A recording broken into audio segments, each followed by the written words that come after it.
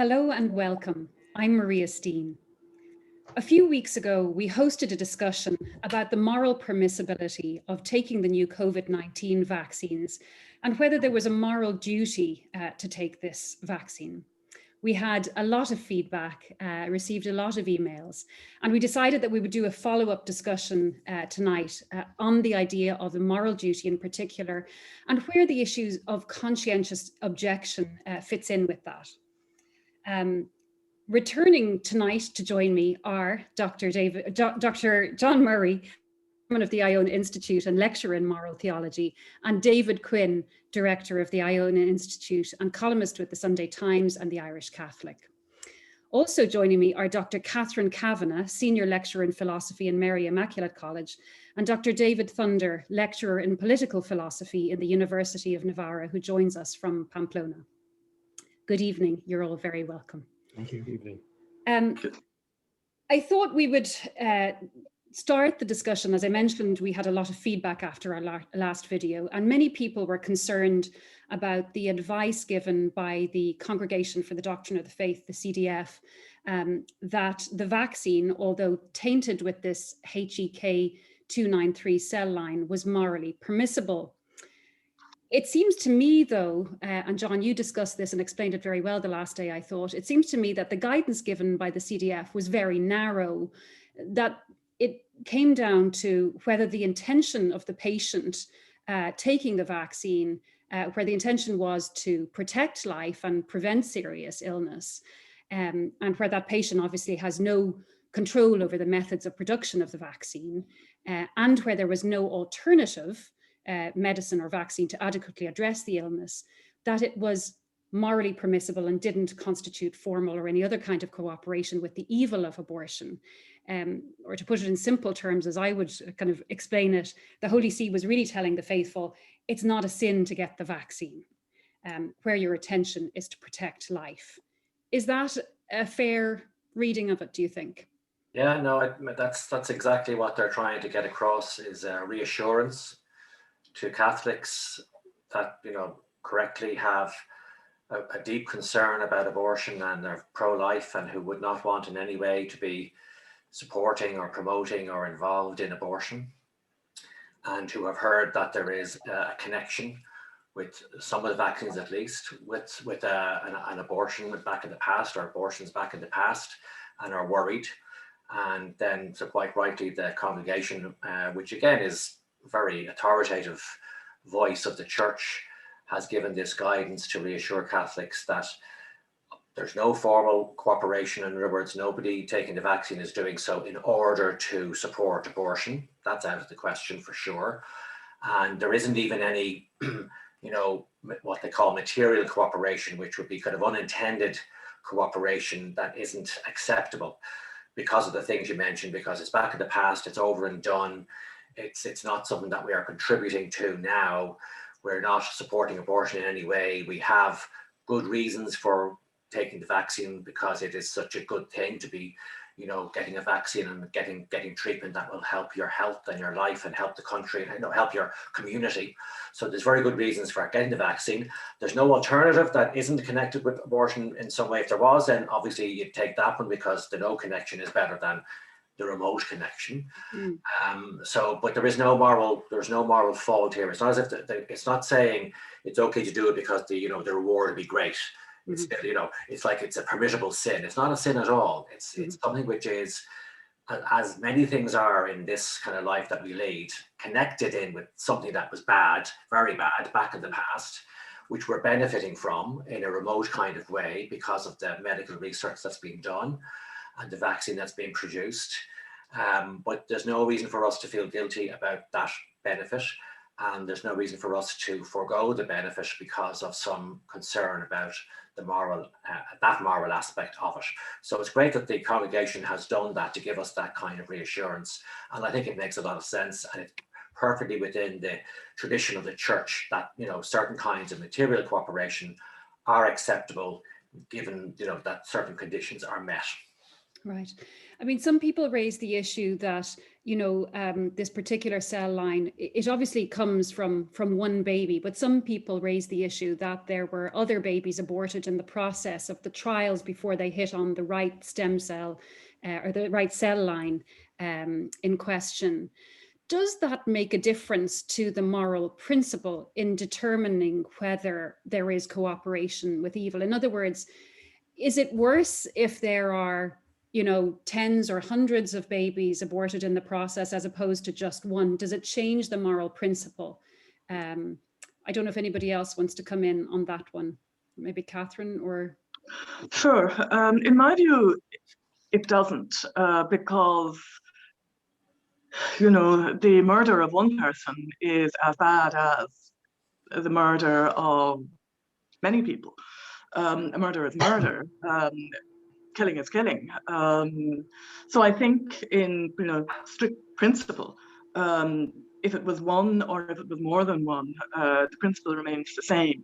The original act was evil. The cooperation, in a sense, that we're forced into now, is certainly not intended to support that evil. So I think that principle stands. I think there is an element, though, of my goodness, there were hundreds. So there is, as I think John was saying previously, there is an element of scandal, perhaps, when there's more than one. But I think in terms of strict principle, if what you're worried about is cooperating with the deliberate killing of a human being, then that's true, regardless of whether you're talking about one or, as we say, tens or maybe hundreds. I don't know. I haven't seen those particular claims or investigated them. Well, whatever about that issue, it's quite a jump from saying that something it is morally permissible to take a vaccine to saying that there's a moral duty to take it. And during our last discussion, both John and David argued that there was a moral duty based on the idea of the common good, that we were bound to protect our neighbor. And I mean, I have to agree that obviously we have a duty to protect our neighbor. For instance, I think it would be morally wrong to mix with others, particularly the vulnerable, if you knew you had COVID-19 or you suspected you might have it, because that would be displaying an obvious disregard for the health of other people. And I think it would be morally wrong. But I think extending that moral duty to the point where you're requiring people to inject themselves with something goes a step too far in view of some of the practical considerations, as well as the ideas of conscientious objection. So I wanted to maybe have a discussion about that. David Thunder, we haven't heard from you yet. Do you have any views on that, on the idea of a moral duty? Well, it's not clear to me that people have a moral duty to take this vaccine, because it's a novel vaccine using a novel technology. I'm not a scientist, so I'm not familiar with all the details of that novelty. You mean Pfizer, David? Pfizer, yeah, and Moderna, because they're the novel ones. Astra isn't. It's okay. One. Okay. The fact that it's been in development for less than a year, which was a very accelerated, obviously, process for this kind of thing. It was a very quick, people didn't expect it to come out so quickly.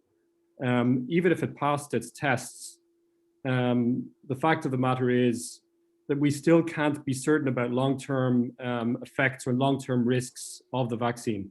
So I'm not discouraging anyone from taking the vaccine, but I think that somebody could, in good conscience, come to a different conclusion than I would about the risk, the balance of risks concerning that kind of vaccine. Well, do you think there is would you agree with John and David that there's a moral duty, as to the common good in terms of protecting others, generally speaking?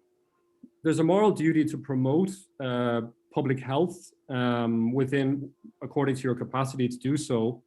And in doing so, you have to use prudence. So sometimes you have to assess the risks that are involved, and both to yourself and to others. So there are certain considerations that come into play, such as, have you been exposed to COVID in the past yourself? Mm-hmm. That would be a relevant consideration. Mm-hmm. And if you have, it may be unnecessary to take the vaccine. You may have a legitimate reason, a scientific reason for believing that it's not necessary to take the vaccine. But I just think it's a complex decision. I don't think it's a straightforward, very obvious sort of decision. And I certainly wouldn't feel comfortable saying that people have an absolute duty to take the vaccine. But if they think the vaccine is safe and it presents minimal risks to themselves or to others to take the vaccine, and that it will promote the public health of the people around them, then I think there is probably, in that case, a duty to take the vaccine, given those conditions. It's just that I don't feel comfortable suggesting that my judgment about those conditions is prescriptive for everybody, because they could reasonably come to a different conclusion than I would. Yeah, and there have been people who have, I suppose, expressed caution about it, particularly with some of the side effects that have been seen so far, which are, it has to be said, probably small in number, as one would hope with any vaccine. But there have been anaphylactic reactions, and some elderly people have died following it who had underlying conditions. David Quinn, can I bring you in there? You heard what David Thunder just said. What do you have to say in response? You know, when people are cautious about, the practical consequences. We've seen some cases, for instance, with other vaccines, where there have been side effects. And I mean, like most people, I've been vaccinated and my children have been, and so on. But there have been cases going through the courts after the swine flu vaccine, for instance, when a number of children developed narcolepsy. Now, again, the numbers were small, but that's cold comfort for the people who developed it. For somebody who has a concern like that, what do you say to them? Is there a moral duty for them to take it? And where does this idea of conscientious objection or just objection on any grounds come in, or does it? Well, I mean, I agree with basically everything that David Thunder said there, and it doesn't contradict, I think, what I was saying, or John Murray or Tom Finnegan was saying the other week. Yeah. I might think that it's a generalized moral duty, but it's not absolute. I think I personally have a moral duty. I mean, just a kind of general point about Catholic moral theology, it has this reputation for being very black and white about things. Yeah. It's either right or it's wrong. But in fact, Catholic moral theology, for the most part, lays down guidelines, and allows you then to make prudential judgments. And most of the time, it doesn't have a black and white answer. And this is a very good example of where there is no black and white answer. So it's impossible really to say, yes, there's an absolute moral duty, or there's no moral duty at all. I think the answer is somewhere in between. But when I look at, according to my kind of, albeit fairly limited understanding of Catholic moral theology, there is a duty to the common good. As David says, public health is part of the common good. And when I balance up that against what I think would be the risks to me of taking the vaccine, which I think and hope are very limited, I think my duty to ensure that nobody else gets it as a result of me outweighs any personal concerns I might have about the vaccine. Now, there seems to be uncertainty, by the way, about whether some of the vaccines actually stop you transmitting. They might prevent you getting sick, but I think there's still some uncertainty about whether you then can transmit it to other people. I mean, obviously, if you can still transmit it while being protected, well, that changes the calculus. Yeah. But for me personally, based on what I know now, I think that I have a moral duty, but I'm not saying that you have or anybody else taking part or watching this have, because they have to make the judgment for themselves based on broad Catholic moral theology parameters, if they're Catholics. Yeah, yeah. And as you say, the jury does still seem to be out on that issue about whether the virus is still transmissible if you've been vaccinated, that you can pick it up and pass it on to somebody else. And it might depend on the vaccine as well. Yeah, yeah. Catherine or John, would either of you like to come in, or do you have anything to say on that issue? Again, I think I would reiterate this idea of duty. It's a good word to use. It's helpful, but it can also be unhelpful. Yeah. Because it might suggest somebody else is telling you must do this. Right. That people can react, negatively about that, because it might seem to be neglecting or denying their own, personal responsibility and autonomy. Whereas my understanding of duty is that it isn't just, you're being told to do something, it's that there is very good reason for it to do something. You have a responsibility, but it comes from within you. Now, it could also be, of course, related to other people and, and the facts and so on.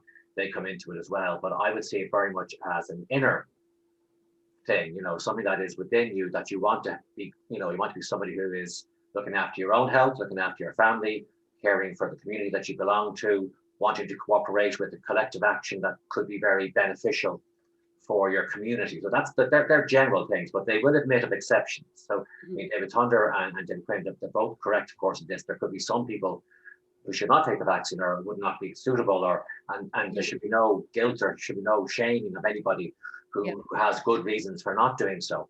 And in the end, it may well be that if a certain percentage take it and it does work to try and put down the transmission, that'll be quite sufficient, and we'll all be happy. And that's what we're hoping for, I suppose. The best case scenario is that it does its job. But I mean, vaccines have been around for quite a while. I mean, we should remember, I think, that vaccines are a wonderful blessing. I mean, even though they have the side effects and there have been mistakes made in the past, there's been some terrible things that happened, for sure. But the amount of good that's been done is immense over the last number of decades. It really is immense. It's a wonderful achievement of the human, and there have been very serious diseases that have been practically wiped out.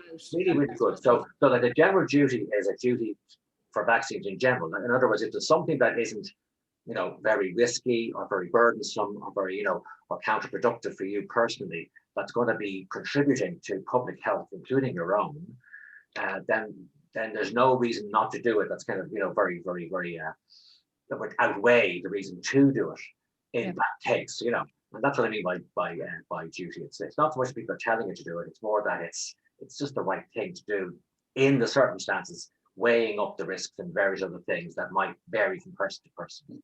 Yeah. Catherine, did you want to say something there on that? Well, essentially, I agree with what previous speakers have said. There is one thing I'd like to draw attention to. It comes up, Father Vincent Tooney mentioned it in the piece that has been posted to the Iona Institute blog. And when he talks about is there a moral duty on each of us to take one of the vaccines, he mentions that taking the vaccine is done after consultation with one's GP to ensure that there are no underlying conditions, etc. And he names a few, which could be potentially lethal for the recipient of the vaccine, or in the case of somebody who is expecting a baby, impact negatively on the child in the womb. Now, that seems to me to be an important caveat, that there could be situations where it would be unwise to take the vaccine, and that one should maybe just think about that before rushing to take it. Because clearly, if you take the vaccine and it makes you very ill, and it's an ongoing condition, well, then actually you have made yourself a burden as a result of that. There's an article that I found interesting. It was published in the International Journal of Clinical Practice on the 28th of October 2020. It's an online thing, and the authors are Cardozo and Vasey.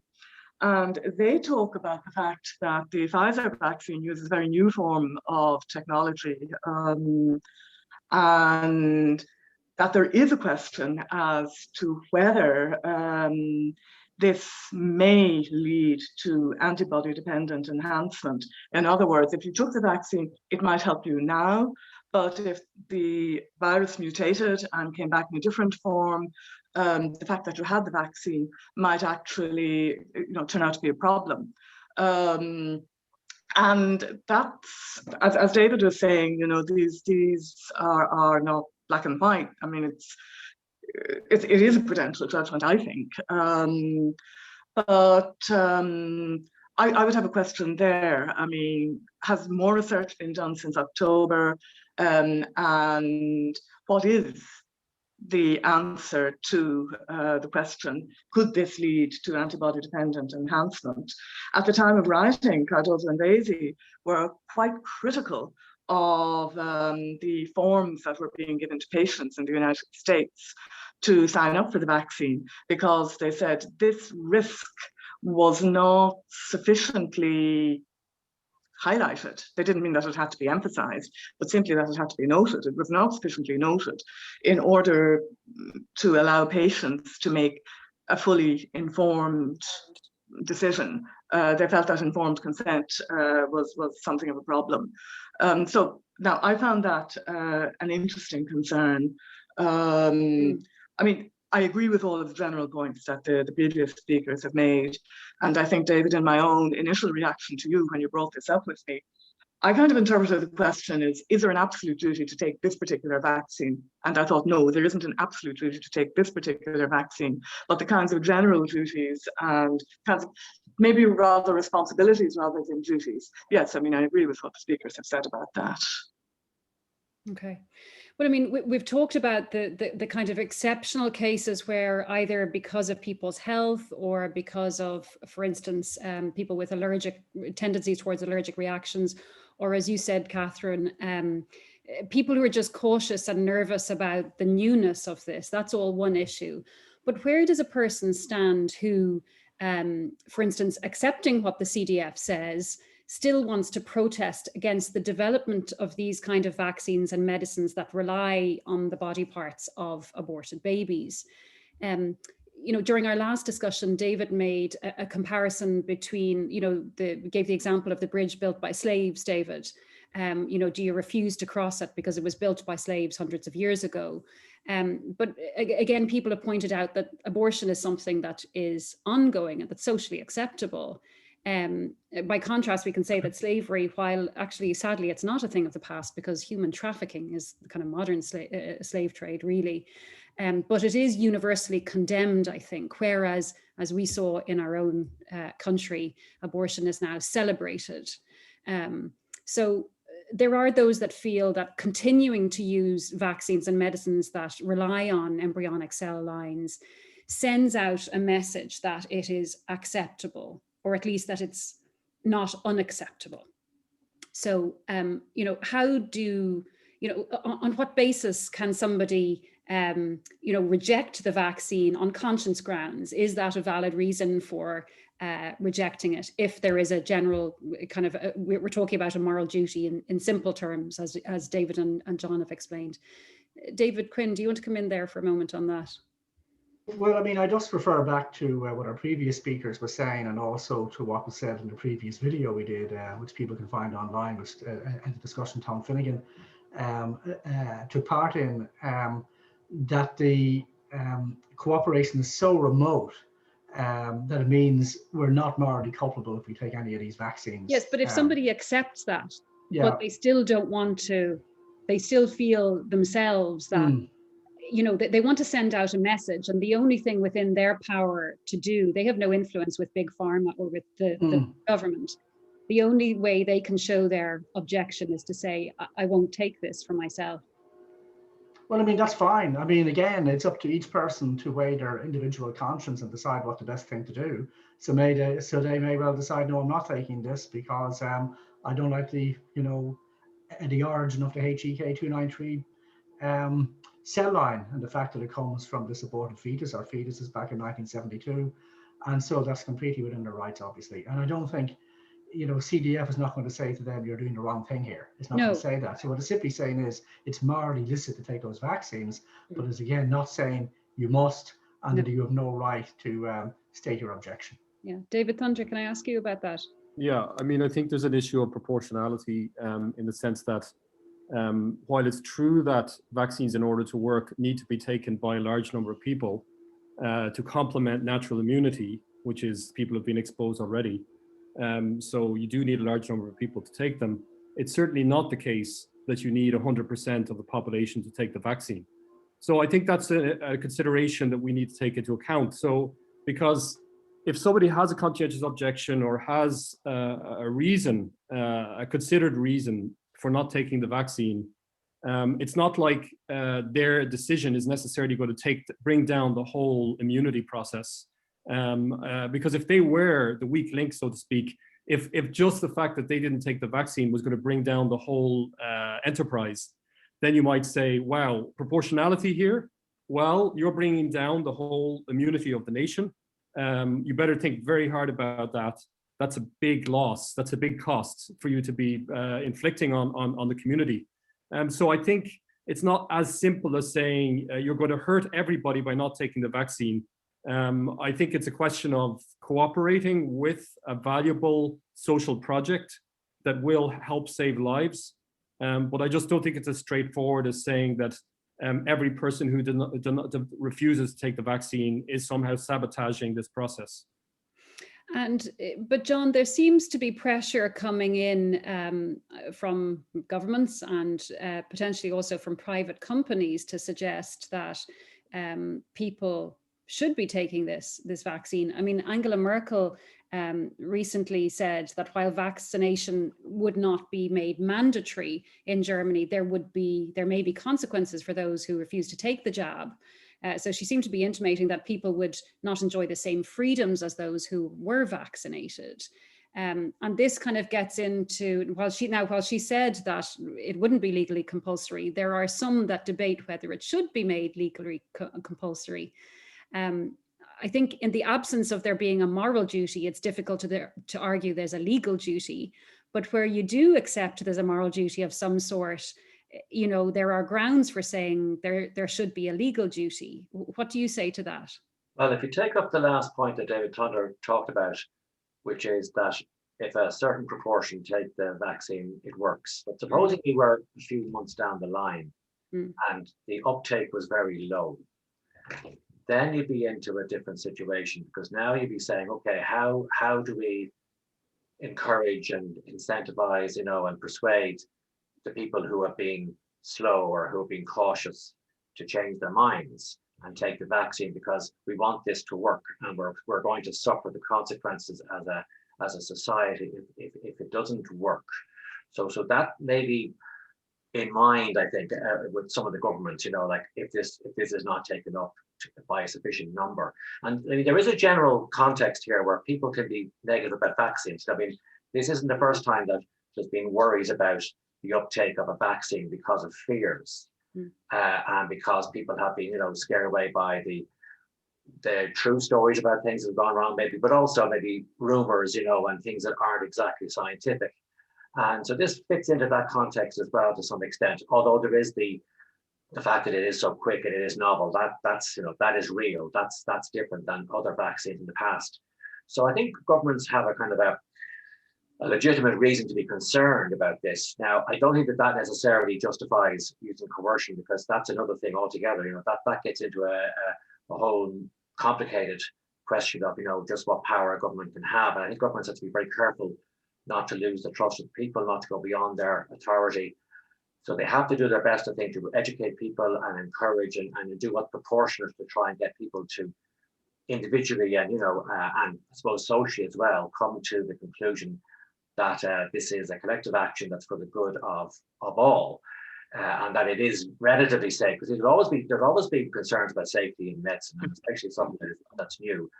And if we were put off because of those concerns all the time, it could have its own consequences. So there could be negative consequences no matter which way we go. So, for example, if I'm pro-life and I decide not to take the vaccine to witness to the pro-life cause, it might backfire. It might look as if the pro-life cause is anti-science, is simply not really concerned. So you have to weigh up the possible. Well, a lot of that is also dependent on the spin that other people, that opponents might put on it too. And I think we've probably all felt the brunt of that at some stage or other. Yeah. But we can't rely on the spin not be put on it. You know, I mean, it's got to be put on it. If it did turn out that the vaccine wasn't working and societies were suffering, I mean, that could be easily a target for saying, well, the whole pro-life doubts put in people's minds were added to this. You know, now I don't think that's. And they'd also say, and sorry, John, they'd also say that in the name of being pro-life, you're risking lives. Yeah, so we have to be aware of that risk as well. So there's risks anywhere you go, which again is life. You know, that's not unusual. By the way, sorry, John, on the topic of compulsion, by the way, I can't think of a single Western government that has ever made any vaccine compulsory, including for much deadlier things than COVID. I mean, things like measles, which are so deadly for children, and numerous other very deadly infectious diseases for children. I don't think they've ever made any compulsory, to be honest, because they do respect at a certain level people's individual consciences. And they've never used public health to do this before. But David, in the context of a pandemic, what do you say to somebody who says, look, this is so serious, you know, our way of life has been ruined. We need to get back to normal as soon as possible. It's mandatory that everybody pulls together and takes this vaccine for the common good. And there are going to be consequences, legal consequences, penalties for people who don't take it. Yeah. What do you say in answer to that? I mean, I'm not aware of any government currently saying you must take it, including rather authoritarian ones. They wouldn't be especially swayed by individual conscience arguments. I mean, you mentioned Angela Merkel saying, well, we're not going to make you take it, but there might be consequences because we might deprive you of certain access to certain services. So it's the state won't do it, but we might kind of try and make you do it anyway by other means. But I think there was some big German bioethics committee which reports to the German state, and they said no to legal compulsion. This is the experts on it. And I think they were quite unanimous on that. And they were saying about whether a company like an airline could refuse you its services if you don't have a vaccine passport or something. I think there was 50-50 on that. But I think it would make the state too powerful. And I think, you've got to balance public health against freedom and against personal freedom. And I think if you're to make it compulsory, you're getting the balance there wrong. Okay. Catherine, I saw you nodding your head there. Yes, yeah. Well, I wanted to agree very strongly with David actually on this question of individual, civil rights.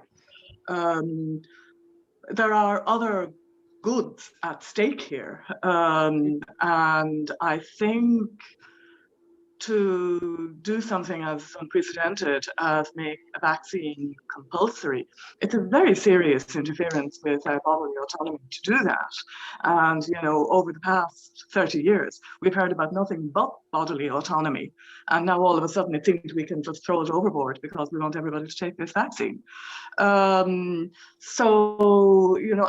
think we do have to be careful that in the interests of restoring the economy and trying to restore our way of life if we can, that we don't actually destroy our way of life in another direction by completely negating many civil liberties.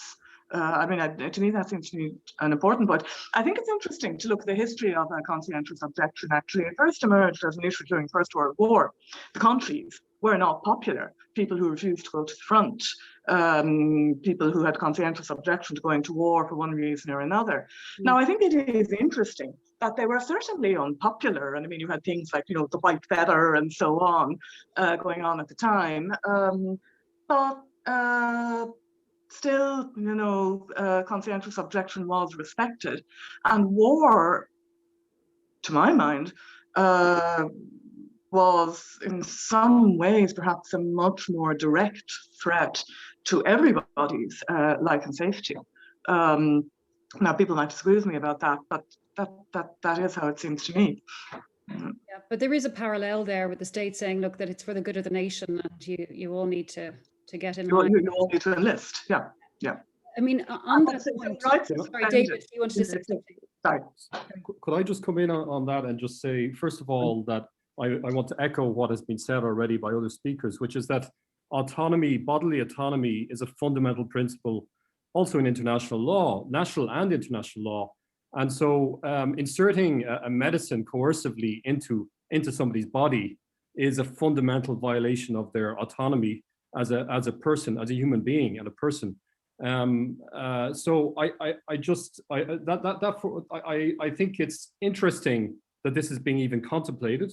I think it's interesting and disturbing, and also pragmatically, I think it's a very strange public health policy to tell people that our vaccine is so good and so effective that in order to sell it to you, we're going to actually legally compel you to receive it, because we can't actually sell it to you just on a voluntarist basis. We need to compel you to take it. How are people going to react to that? If I was a public health official or an expert in public health, I would say that's just, you're just going to invite a very strong backlash from the public. And just one other point on this, which is that I've noticed ever since China set that wonderful example of locking down their citizens in order to fight an infectious disease, that Western countries have suddenly decided that public health needs to be advanced and promoted through massive coercion of their citizens. And the suggestion that we should impose a vaccine on people legally is only part of a wider tendency to basically not trust people to make their own judgments and to impose a set of policies upon people over their heads and treat them like children. And that kind of approach to public health for me is dehumanizing. And in the long term, it can be very ineffective because you end up alienating people from your policies. It hasn't happened yet though, David. I mean, I sympathise with a lot of what you're saying there, but there's such public support in Ireland for level 5. And the public seem to be thinking, actually, let's go further. Let's go for zero COVID. Now, I know we're going a little bit off the track in terms of vaccines, but anyway, there's a lot of public support. Yeah. Is that a symptom of reporting as well, David? Oh, I'd say it's a big part of it, yeah. I mean, we love making comparisons between Ireland and other countries. We say Britain when it's flattering to us, but when it's unflattering to us, the comparisons suddenly dry up completely. So, for example, in Northern Ireland, they are 5 times or 4 times ahead of us in terms of the percentage of people vaccinated. They just don't talk about that, okay? So they talk about the things that suit government policy, and that obviously makes the public go in the direction of government policy. And also the debate at the moment in Ireland is between, we'd say, the NPHET line, that's pretty hard line, and the zero COVID line, there's even more hard line. So we got a debate going on between hardliners and ultra hardliners in terms of the best approach to this. Yeah. Just to finish up, we were talking about there the kind of legal compulsion, but I did mention Angela Merkel, which is a little bit of a softer approach than making it mandatory. I think only today the HSE chairman said that healthcare workers who refuse the vaccine may be removed from their posts to other areas of the health service. And he said that it was inexcusable for them not to take the vaccine. It struck me, given the shortage of frontline workers, as an unwise thing to say in the first instance. But as regards the freedom of doctors and nurses who are working on the front line and caring for people, is there a duty on them? And should the HSE be free to ignore their rights to conscientious objection and have it affect their jobs, their positions? Anybody have any views? Well, if the HSE ignore their right to conscientious objection on this, will they just presume that conscientious objection is simply not an allowable factor at all if you're working in the healthcare sector? So that's the first question I would ask. I mean, if we overrule conscientious objection here, now maybe it's abstract, but if we overrule it here, are we going to end up overruling it altogether in relation to other areas? So the other thing is, I mean, I remember a number of years ago, my own general practitioner being very annoyed with the nurses in hospitals refusing to take the flu vaccine, because he said they refuse to take the flu vaccine, then they get sick, then they're out for 2 weeks, and who takes care of patients? So his concern there was that by refusing the flu vaccine, they were likely to get ill themselves. And when they got ill themselves, then they were absent from work. And of course, that had a negative effect in the hospital. Now, if the HSE remove frontline workers who refuse to take the vaccine, it seems to me that instead of somebody absent for 3 weeks because they've been ill, you've got somebody gone. Now, I don't know whether they intend to recruit to replace the people they're going to remove from the front line or what. Sorry, go on, John. Sorry, it depends on what the hope is in saying something like that. Is it just a kind of somebody shooting his mouth off, or is it a real thought out kind of policy to encourage people? Maybe he thinks they're going to do it anyway. This is just an extra kind of incentive. I don't know, but I think in politics and in the management of companies and the management of a healthcare system, there are, I mean, as Catherine said earlier, there are a number of goods involved. So, like the good of conscientious objection is important in its own right, to have some flexibility in the system to allow for different opinions and for difficulties with certain things, difficulties of conscience. And I think hopefully every system can do that, because otherwise you have total black and white kind of absolute kind of a tyranny, I suppose, going on, and you want to avoid that. So I think we have to take some things with a bit of grain of salt. I know it's hard to do that at this stage, maybe it's been going on for so long. But hopefully, I mean, I would be hoping that enough people will take up the vaccine that it would be safe. Because in a way, I'm a layman when it comes to medical stuff. So I'm at the mercy in the sense of what I'm reading and, you know, what people are saying. And there's no way I'm going to be, 100% sure about anything really, because just beyond me to be able to judge even bits that I do read about. How representative is this? You know, how do I weigh this up? Is it just that I happen to come across an exceptional case, or is this really rare, and all that kind of things? We need to know more about that, so the government can keep on trying to help us to be educated on it. But it's hard to make decisions on these complicated things. But we have to do our best, I think, in the circumstances. Okay. Either of the two Davids want to comment on that bit? Well, just to say the risk, I mean, I think in general, having an absolutist approach to these questions and saying that everybody should be obligated to take something and suffer professional consequences if they don't, seems to me a somewhat kind of almost quasi-totalitarian approach to medicine and public health. I mean, in the sense that what's the point of getting a bigger uptake? It's just to basically offset risks, to reduce risks to people of becoming ill or dying. And if you get a significant uptake in your staff and in the general population, that's going to already reduce those risks. So this idea that everyone has to toe the line, every single person, is a kind of fascistic, if I can use it literally, historically, fascistic kind of thinking, in which we all have to basically wave the flag.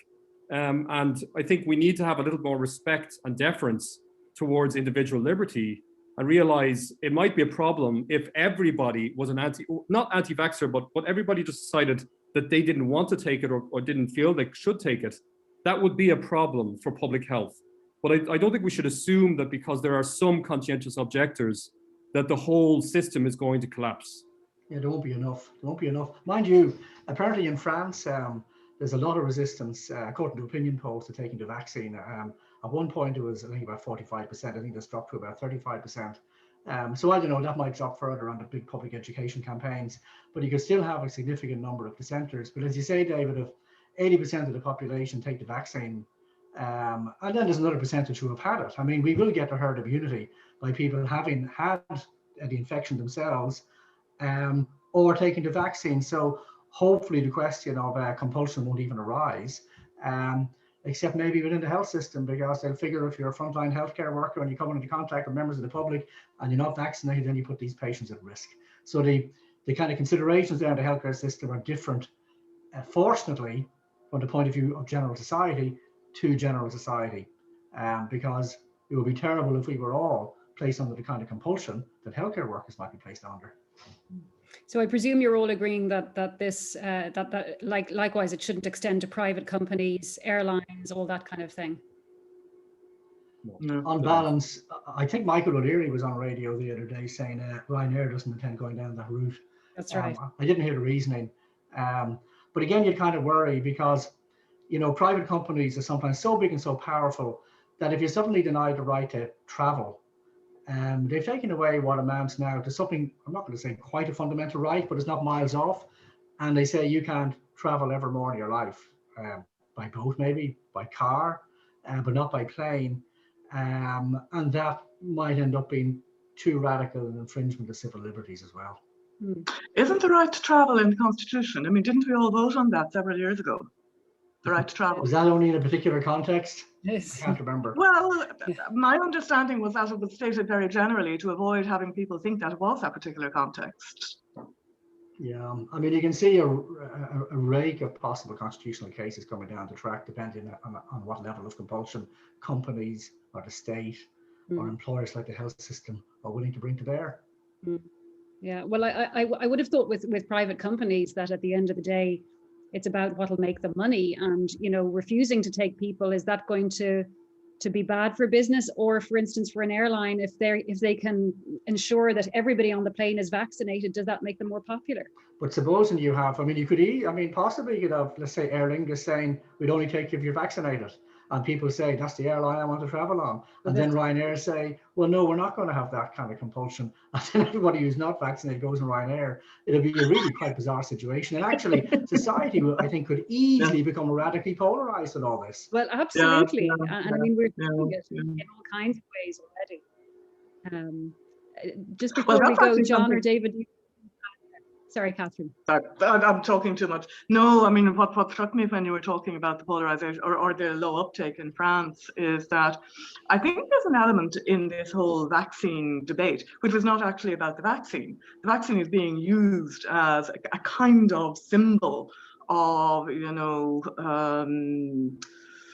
I mean, one of the reasons why there would be resistance to it in France would be, well, the French think the state has already interfered far too much in all sorts of things, and they're just resisting that. So that's not about the vaccine, that's about the state and state interference, and the vaccine has become the symbol of that.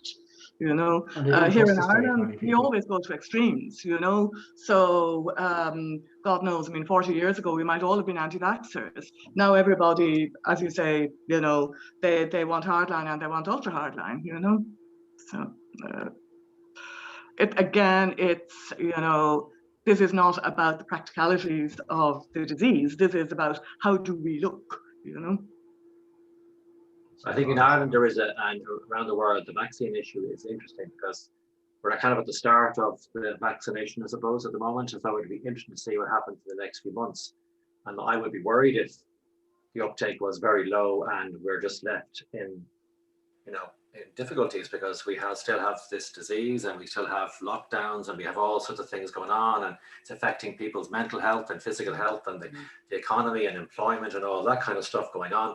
Whatever the rights and wrongs of the government's response and how they're dealing with this, because I mean, David Thunder did raise an interesting question about whether the lockdown solution, you know, is a real solution or is right, but that's what's happening. And I don't see it changing very rapidly, you know. So it'd be great if the vaccination program can work so that we will have some sort of normality returning because people are suffering. So it's very real, you know. I mean, the benefits are real. Yeah, there seems to be more of a problem with supply in the first instance rather than uptake. But anyway, David Thunder, I'll give you the last word. Yeah, I think this is what I'd like to say at the end of this. It's just that public health depends on public trust. You cannot have effective public health policies and public health advice unless citizens trust public health authorities, and they need to trust the government, at least to some extent. When you treat people like children, when you lock down their businesses, when you tell them they can't leave their homes, when you fine them because they want to take a walk on the beach, basically you progressively start to alienate them and start to basically induce distrust in them of public officials. There are plenty of people who are getting around the checkpoints. I've no question about this, by making excuses and telling them they have essential travel or whatever. And this very combative relationship with public authority is not healthy, there's that word, for public health, sort of effective public health policy. And I think it's going to backfire.